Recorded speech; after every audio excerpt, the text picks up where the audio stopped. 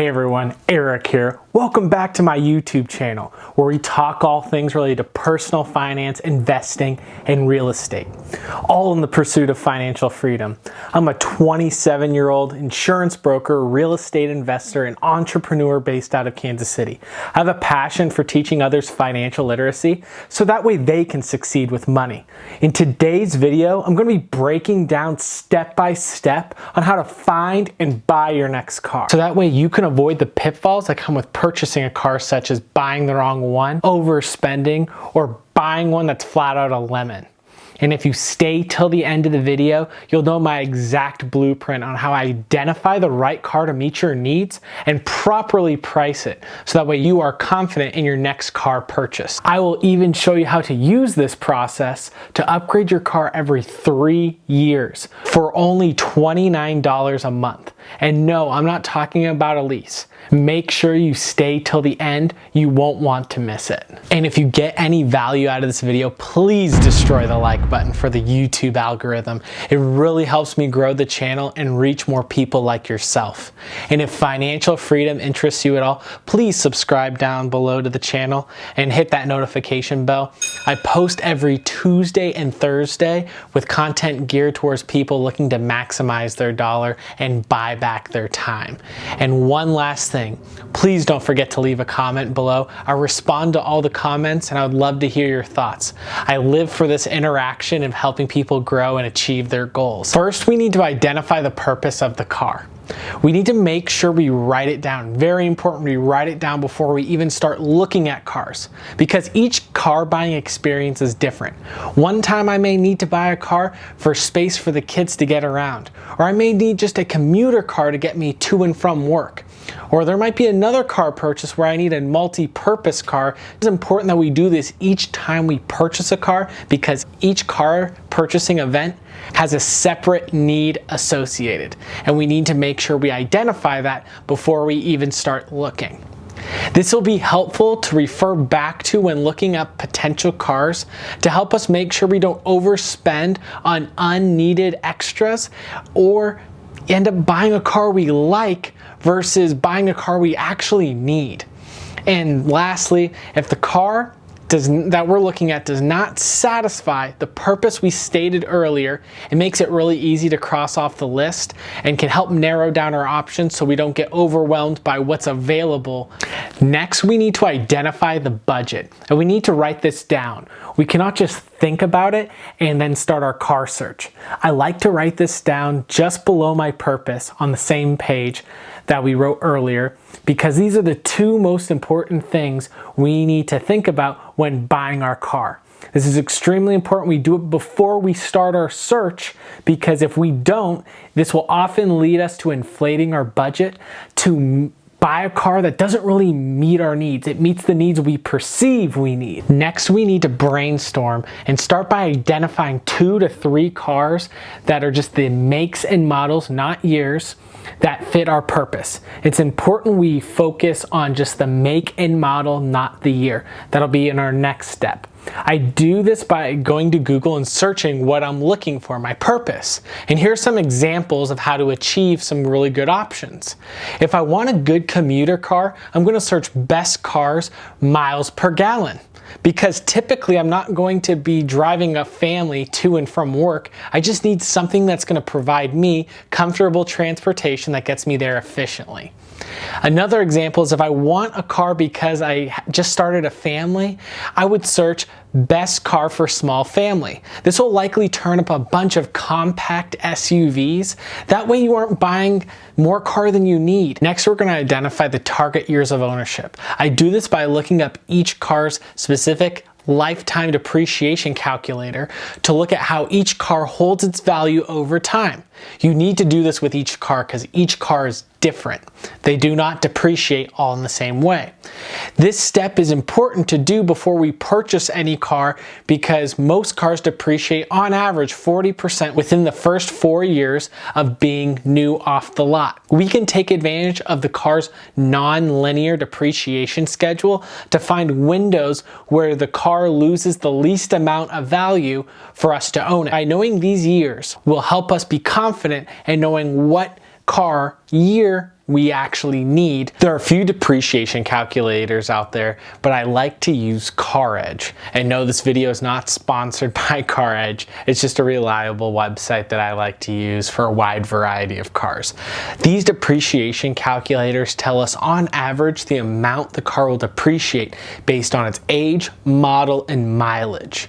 With this data, we are going to look at periods of time, typically 3 to 4 year periods, where the average depreciation is about 2 to 4%, assuming about 12,000 miles per year. When looking at these numbers, you want to focus solely on the relationship between the age of the car and the percentage of depreciation, not the actual price. The reason it's important we don't focus too much on the price is because there are different trim packages within each model that offer extra features depending on which trim level you have, and it affects the price differently. But as long as we're comparing like-to-like trims when we're actually comparing these cars year to year, we should have no issue. Once we identify the 3 to 4 year period that depreciates in that 2 to 4% range per year, we want to ideally target that first year at 2 to 4% level. So that way we can take advantage of the entire period of where the car depreciates the least over the lifetime of the car. It's important that we do this analysis with each car we're looking at, because each car has its own specific period. Although one car, it might be in year 5, it might be in year 6 for another car, it might be even a year 7. It's totally model dependent when it comes to when this depreciation period takes place. Now remember, this tool is not an exact science. I would not get caught up on the exact pricing on the depreciation calculator for the car. I would focus solely on the percentages of depreciation associated with the year, because these will be great predictors of the future value. Now that we have our target year and a few cars we want to start looking up, we need to start cross-reference each one of these options against multiple car dealerships. So we need to use a search engine that doesn't just look at one dealership but looks at multiple. So I like to use Auto Trader. Again, you can use your TrueCar, your Car Gurus. I happen to like Auto Trader. It's easy to use, can't go wrong with it. I like this stage because we've done all the research up front and we get very targeted results. And it's nice because in most cases we won't get overwhelmed with getting too many cars to choose from. And if I don't get any results initially, I'll usually expand my search to include the first 2 years of targeted ownership, and I'll slightly expand my mileage to include miles that would be slightly outside our range of what we'd ideally like. And if we don't get any results after those expansions of our search, then I know there's not really any good cars available to us. And this gives us peace of mind that we can go and move on and search for a new make and model to better meet our needs. The next step is we need to test drive the car. Once we have 2 or 3 cars narrowed down, preferably from different dealerships because we want to have separate negotiations on each car, we need to go test drive the car and see if we like it and see how it runs. Once we're done with the test drive, this is when we need to request a Carfax. More times than not, the dealer will have this available, and if not, we can purchase it online for a small fee. The Carfax is important because it's going to tell us the history of the car, including accidents, ownership, and if it has a salvage title or not. The 2 most important things we need to look at when going over the Carfax is 1, the amount of owners. This is because the higher the amount of turnover, so the higher the amount of owners on the vehicle, the more issues typically associated with the car because they're trying to sell it to get rid of it and get out of it. Secondly, we need to look for a clean title. We cannot have a salvage title. Oftentimes this will increase the cost of our insurance, as well as, and more importantly, will heavily affect the resale value of the car when in the future when we go to sell it. Both of these items are non-negotiable when it comes to purchasing the car. Otherwise, we'll just have nightmares when it comes to owning the car long term. Once we have the Carfax and we've done our test drive and we've gone over the initial initial numbers, this is when the dealership is going to try and close us on the deal. Now, this is the most important part right here when it comes to getting the best deal. This is where we need to knock down the price as much as possible, walk away with an offer, but the important part is walk away. If you want the best deal on the car, more than likely we're not going to get it on the first sit down. And in all honesty, if the car doesn't last 1 to 2 or even 3 days, maybe even a week, then the car just wasn't meant for us. There's plenty of other good deals out there that we can take advantage of. By walking away and negotiating from a distance, this takes away a lot of power from the dealership. We can use tools like Edmunds, Kelley Blue Book, and really arm ourselves to get the best pricing info. Lastly, I find the most cooperative dealership, and really, once they offer me a good deal that makes some sense, I settle on a price, and the next time I step into that dealership, it's to sign the paperwork and get the keys, not negotiate the price. For this to work though, we need to focus solely on the bottom line price and nothing else. I repeat, nothing else. You need to get your financing from a local credit union or pay cash for the car. The only way we can get the best deal on the car is to not have anything else to negotiate but the price. It takes away the majority of smoke and mirrors that the dealership may use to get extra money out of us. For this to work, we need to have the discipline to stick to a plan. I cannot emphasize this enough. Shortcutting the process in any way, shape, or form will just lead you down the path of a poor car buying experience. As promised, if you've made it this far, here's the example of how you can upgrade your car every 3 years for only $29 a month. And again, this is not a lease. So I was able to identify a Toyota Camry to have a great target years of ownership, year 5 through 8. And during this period, it averages 2.9% depreciation per year, assuming 12,000 miles per year of use. So I was able to find a 51,000 mile 2015 Toyota Camry LE for $10,995. So then I was able to fast forward and see what that car was worth 3 years from now. And I was able to find a 2012 Toyota Camry LE with the same features, same trim package as the 2015 with 99,576 miles for $9,995. So roughly over the next 3 years, I could drive the car 48,000 miles, that's 16,000 miles a year, and sell it for only $1,000 less than what I bought it for.